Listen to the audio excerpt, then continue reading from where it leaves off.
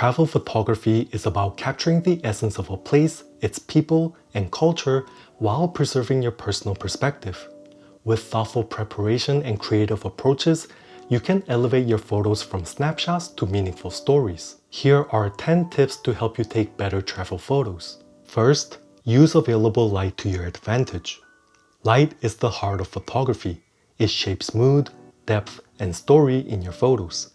But when we're traveling, we don't always have the luxury of waiting for the perfect lighting conditions. So understanding how to work with any given light can transform your shots from flat to unforgettable. First, there is midday harsh sunlight.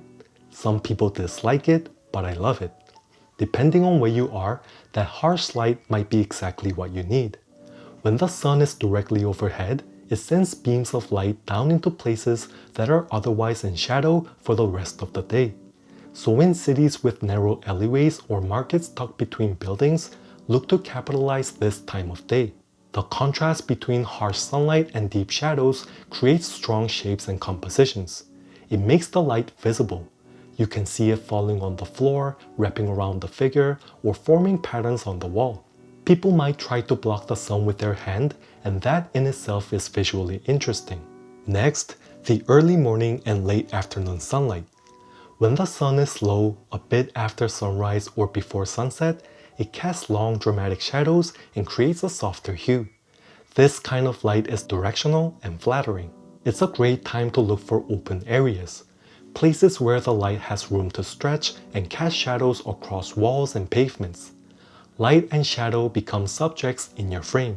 Backlight in this time of day can create dramatic contrast along with bold silhouettes. It is one of the most visually interesting light, which will elevate the visual impact of your photos. When you capture the whole shadow casted by backlight, it makes a great photo, even if you have to sacrifice the person the shadow belongs to. Next is golden hour light. Golden hour is the short time just after sunrise or before sunset. It paints the world in warm, soft light. It is often seen as the ideal light for photography. The sky turns red. Capturing golden hour with any backdrop will automatically make your shots better. It creates a dreamy and romantic vibe. Blue hour follows right after the sun dips below the horizon or before sunrise. The sky turns deep blue while the lights in the city begin to glow. It's a magical balance between natural and artificial light. Everything feels a bit surreal and cinematic. If you're into night photography, go out just an hour before it becomes night so you can capture this light. Then we have overcast light. In this boring light, you have to shift your focus. Look to capture contrast by shooting from indoors looking outdoors, like people walking out or looking out the window.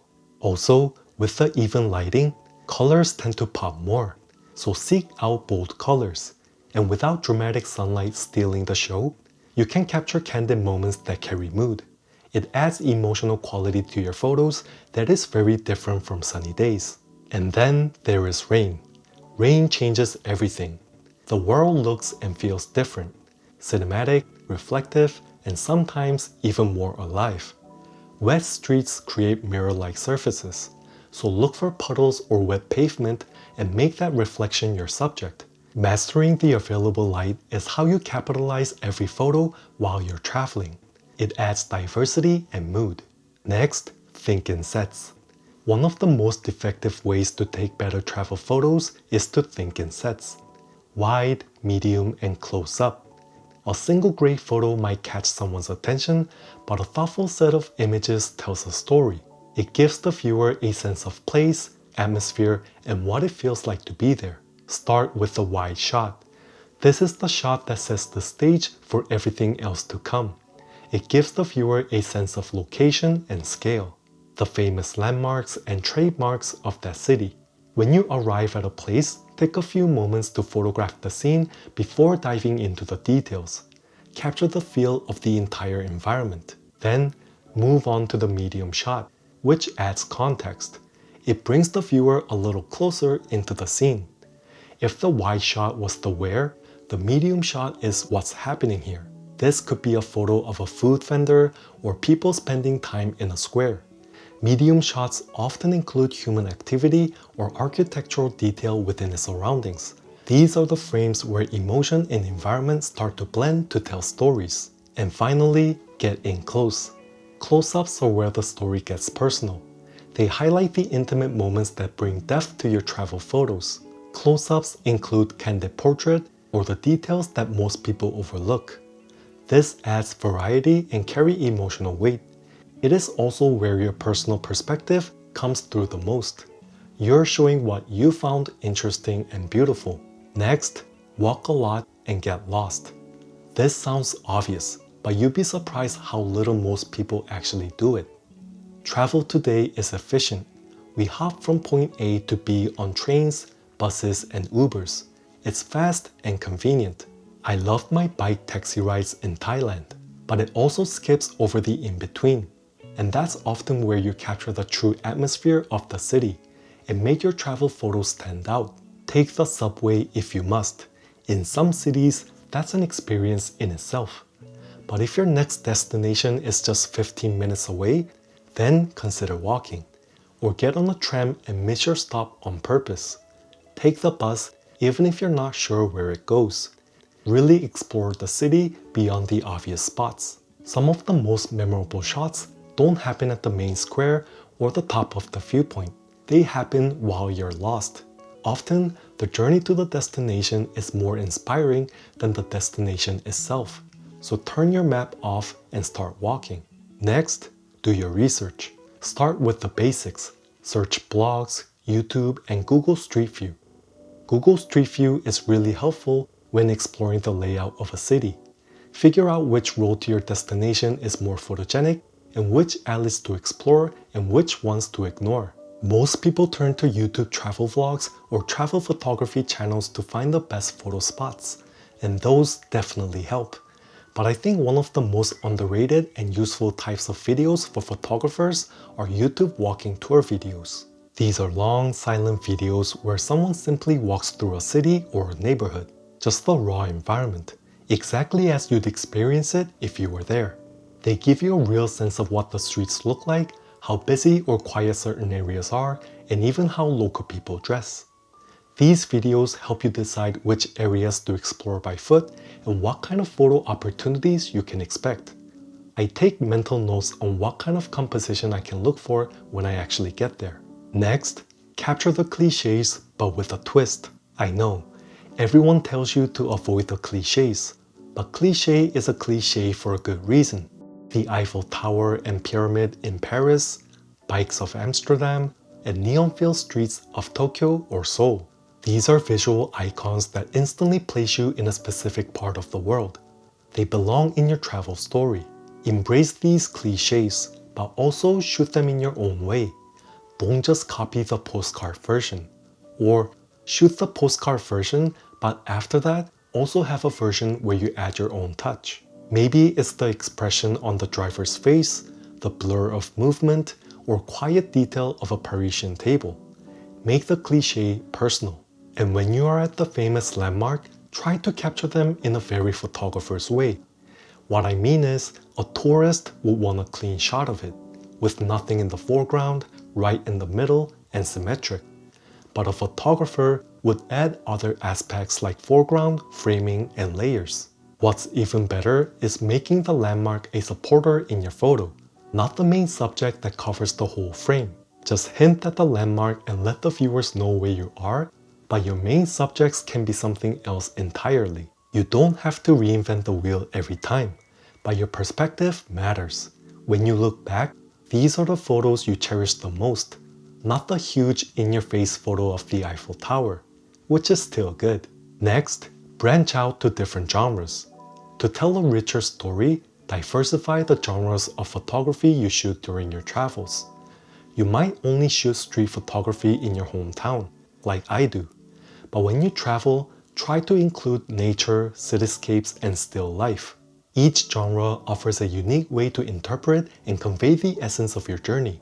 I have stuck strictly to street photography in many of my travels, and I really regret doing this. So in this case, shoot more like a tourist than a photographer. And experiment with unconventional shooting like slow shutter speed photography. Having those experimental artistic shots in exotic places heightens the viewing experience. If you keep the trend going every time you travel, you can have a whole series of artistic shots with exotic backdrops. Next, practice before you go. This isn't the sexy trick, but it is really important. If you haven't picked up your camera in 2 months, don't expect to land in New York and suddenly shoot your best work. Photography is like a muscle. If you don't use it, it weakens. Before any big trip, I always warm up. Even if I was in a rut and haven't been shooting for a while, a few weeks before leaving, I start shooting again. Even if it's the same street I've walked 100 times. It's not about the photos themselves. It's about getting your eyes and instincts back. Noticing light, framing fast, and reacting to moments. Because when you're traveling, you're visually overwhelmed, so your photos might end up all over the place. On top of that, there is pressure with time. You're touring the city. If you're not there alone, you can't be photographing the same spot all day. You need to be efficient, so you can't have your camera feeling like a stranger. You want it to be second nature, so when something incredible does happen, you're ready. Next, keep it light.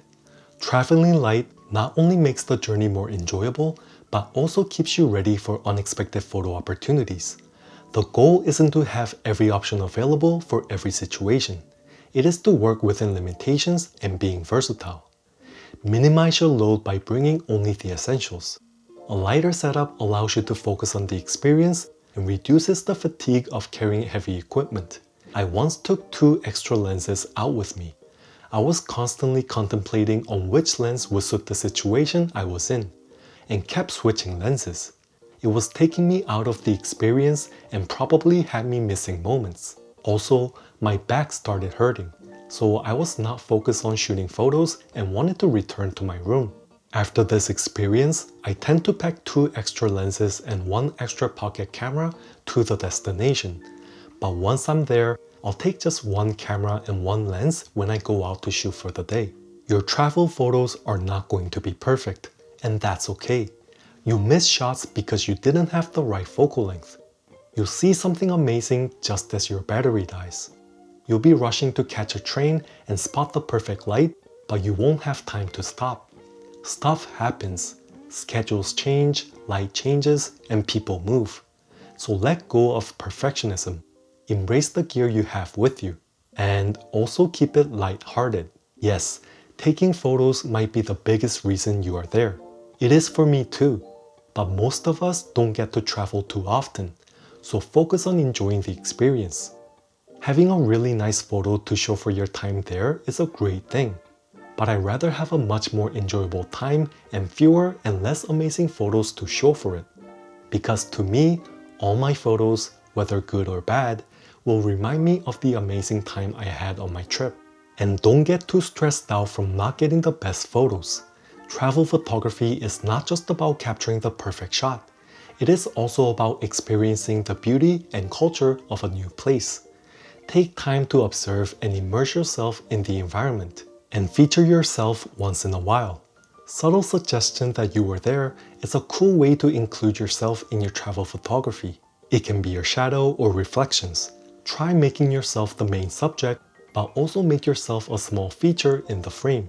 I am not a selfie person by any means, so I always forget to take my own photos. So the very few times I'm featured is precious. So do not forget to document yourself in that beautiful location. I love traveling for many reasons. The exotic photogenic locations make me enjoy every click with the camera. And traveling has a hidden bonus too. Because when we come back home, our hometown looks a bit new because we got used to the foreign city that we were visiting. So just for a couple of days, I get additional visual stimulation from my daily surroundings. So even if you're tired when you come back, go out on a photo walk before your eyes adjust and get used to your city. So do you have a travel photography tip that you want to share? Let me know in the comments. And if this video helped, then please like and subscribe to my channel because it keeps me going. Thank you, and I'll see you in the next one.